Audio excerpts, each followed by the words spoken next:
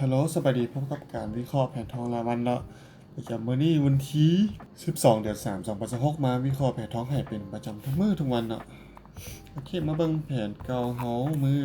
วานนี้ก่อนวันนี้เฮาให้แนวรับแนวต้านเนาะแนวต้านอยู่2บอลบอลนี้ต้านที่1มันบ่หลุดที่แนวต้านที่1เนาะแล้วมันยังเป็นเทรนขาขึ้นอยู่แต่มันมาใกล้เสร็จเทรนไลน์แล้วมันยังทะลุเทรนขาขึ้นเนาะหลังจากที่มันทะลุเทรนขาขึ้นมันจะเปลี่ยนหน้าเป็นเทรนขาลงทันทีเนาะโอเคขอเล็บทั้งหมดเลยเดี๋ยวมาแผนใหม่กันโอเคตอนนี้หลังจากที่มันหลุดเทรนขาขึ้นเนาะมันจะเปลี่ยนเป็นหน้าเทรนขาลงแบบนี้เนาะอยู่ทางเฟรมน้อย10นาทีแบบนี้เนาะทีนี้โอเคตอนนี้เป็นเทรนขาลงสัจจีเนาะแล้วมันมาคายแสมันมาคายอยู่ที่นะครับวันนี้เลยซึ่งเป็นแนวรับใหญ่เนาะอยู่ทางเฟรม1ชั่วโมงเดี๋ยวบางที1ชั่วโมงเขียนมาบางที1ชั่วโมง1ชั่วโมงก็เป็นเทรน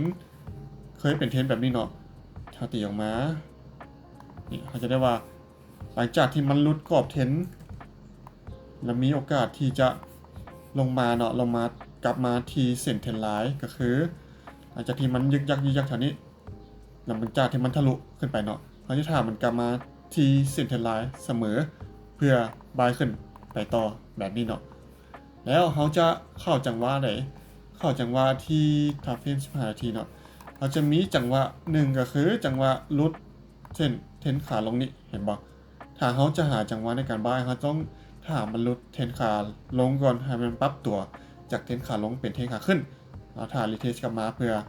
บายขึ้นไปแบบนี้เนาะเดี๋ยวสามารถมีนะครับในตั้งใส่อยู่บอนี้เลยจุดสำคัญเนาะตอนนี้เป็นแนวต้านอยู่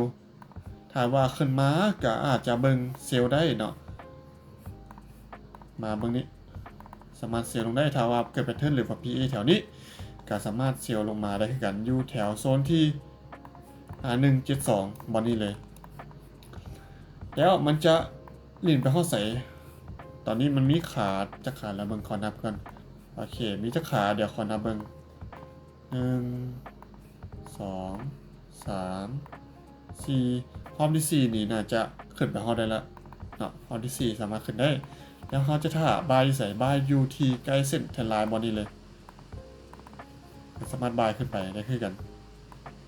ถ้าลงไม้ครอบเนาะห้องแถวๆนี้อยู่ลุมนี่เลยเนาะอยู่โซน5129บอดี้เลยจะเป็นแนวฮับของเขาเนาะแล้วแนวต้านจะอยู่วันนี้5172วันนี้โอเคจะเป็นแนวต้านสำคัญเนาะวันนี้เขาขาดสำคัญเลยว่าจะ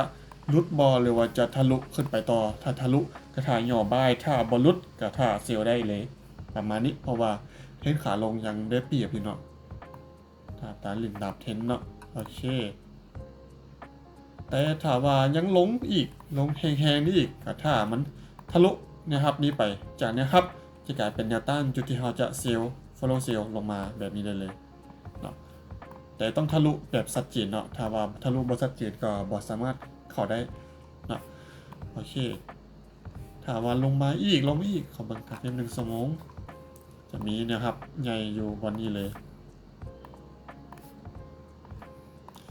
สามารถถ้าซื้อแถวนี้ได้